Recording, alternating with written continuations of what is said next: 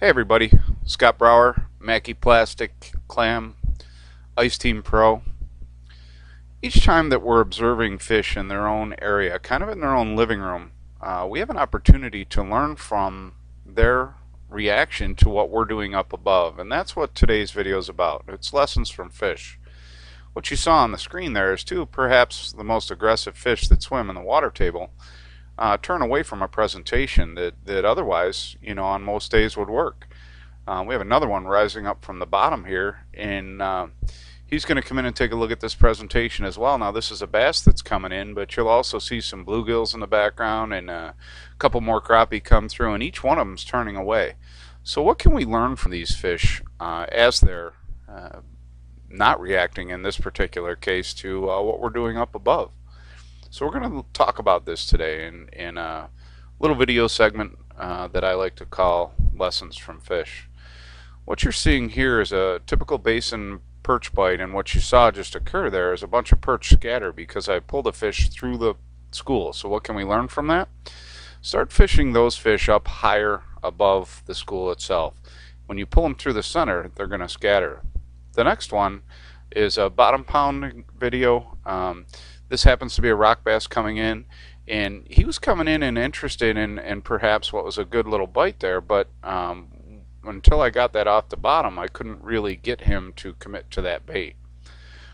What we're looking at here is a twin tail, and until I got that twin tail up above their eyes, the fish, because of the way their eyes are situated in bluegills, until you get up above their eyes, they're not going to even see that bait. So understand that, down below on their chin, they wouldn't even have an opportunity to know that bait was in the water to them. There's another good example of that where a fish is coming in, fully committed to the bait, and all I did is just drop it in his mouth a little bit as he was coming up, but he was feeding up into those fish. So another great opportunity to learn from there to be up above their head. This is a drop shot twitch. I'm trying to mimic running down the side of these weeds, maybe something that just fell off there. A little largemouth that came in there. That's about a 12-foot weed bed, and notice that when he came in, he didn't really hesitate. He was fully committed to that bait. So what we were doing in that video as opposed to the first video was everything was correct. It was a good twitch. It was that.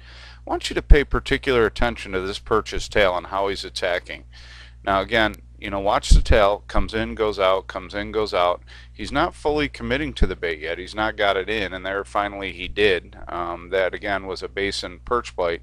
But sometimes when you're watching video, you got to watch for that tail action. Now here's just kind of the opposite of that in a perch bite, and that is this perch never slowed down. He came right in and he went with it from the beginning of time. Here's an opportunity that shows a little bit of strike indication and also how you can selectively harvest. I dropped the bait away from that smaller fish so that the bigger fish could get in on a second bite.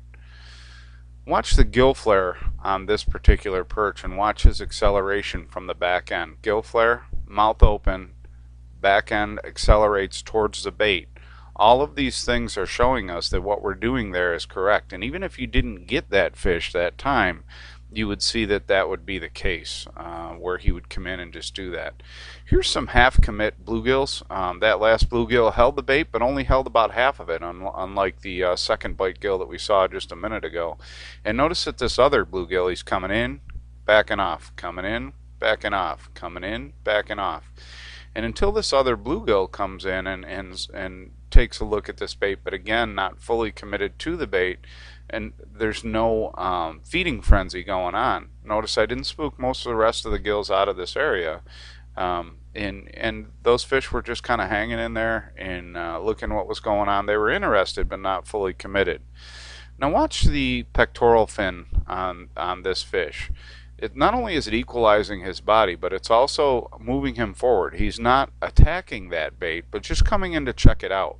And so pectoral fins, when they're coming forward as opposed to driving forward with the tail, will tell you that it's not perhaps a hunger bite, it's more of an interest bite. And here's more of a hunger bite with this perch where he's coming in and attacking with that.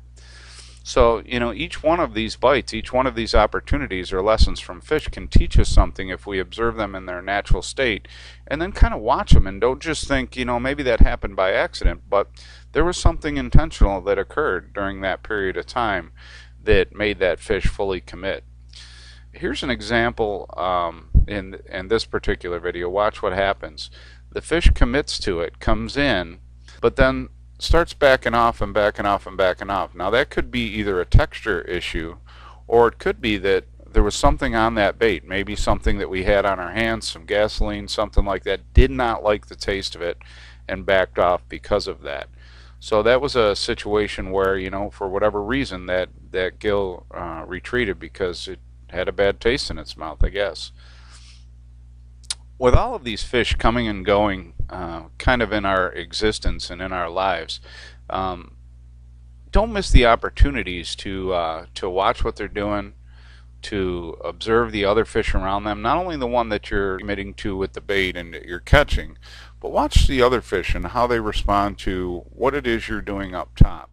And each one, if you do that, gives you an opportunity to learn lessons from fish.